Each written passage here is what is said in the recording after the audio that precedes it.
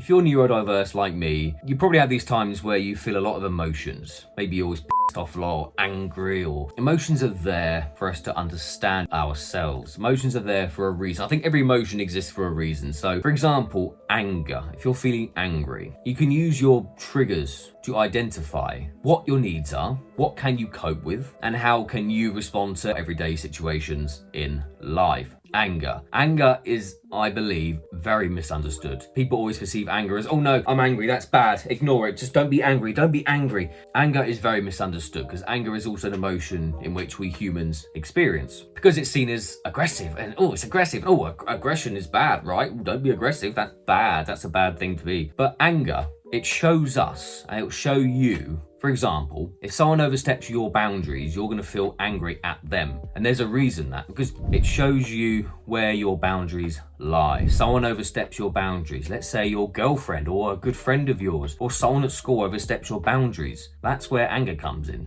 And it shows you where your boundaries are. Let's say, for example, you've just turned 18, all your friends go to a club, but you absolutely despise clubbing. Like you go into a loud room, it's loud, you can't hear yourself think, you can't talk, you don't like dancing, and you get a bit annoyed. Maybe you don't get annoyed, but maybe you feel a bit, I don't want to use the word trigger because it sounds very woke. Oh, I'm triggered. You just feel annoyed, and that shows you that you don't like loud music or dancing or that environment. So you just save yourself years of bullshit by not going to clubs anymore. Also, anger is a great form of motivation, I think. You could become angry at yourself for doing something that you don't want to be doing. You become angry at yourself for gaining weight, and you look at your belly and you think, for fuck's sake, I've had enough of this shit. I have had enough of being chubby. I've had enough of being in this situation. You get kind of angry at yourself, and anger kind of motivates you to push forward. I mean, going on even further, anger can start revolutions. Anger can overthrow monarchies. Anger can change humanity. It kind of sounds a bit intense, but anger does change humanity. You can get angry at your situation. Next thing you know, you could be overthrowing a monarchy or something. Like, not saying I want you to now go and overthrow the British monarchy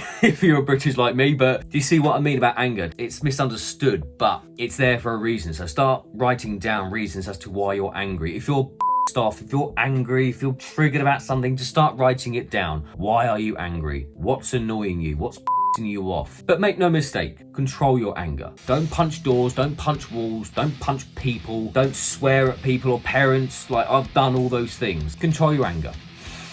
Just take yourself out of the situation. Just practice your breathing to get out of the situation, because if you start swearing or lashing out at people, you're going to make the situation a million times worse. Start slamming or punching doors, breaking glass. I'm just telling you from experience, it's going to make the situation a million times worse. If you are really angry, you're in a meltdown, get out of that situation. I might make more videos on meltdowns in the future. I've been through it a few times in my life, and I've ended up breaking light switches, slamming doors, and swearing at the wrong people. Just something to think about when it comes to anger. Again, just take yourself out of the situation.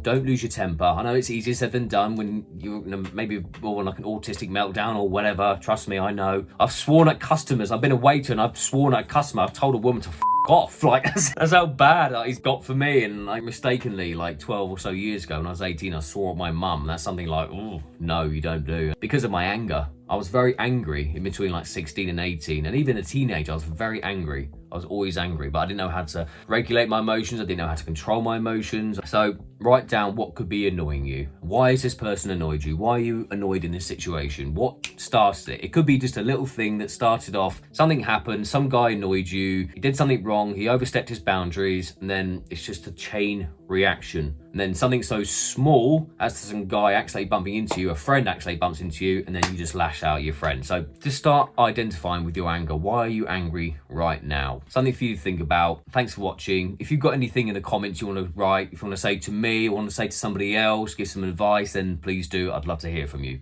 Take care. Yeah.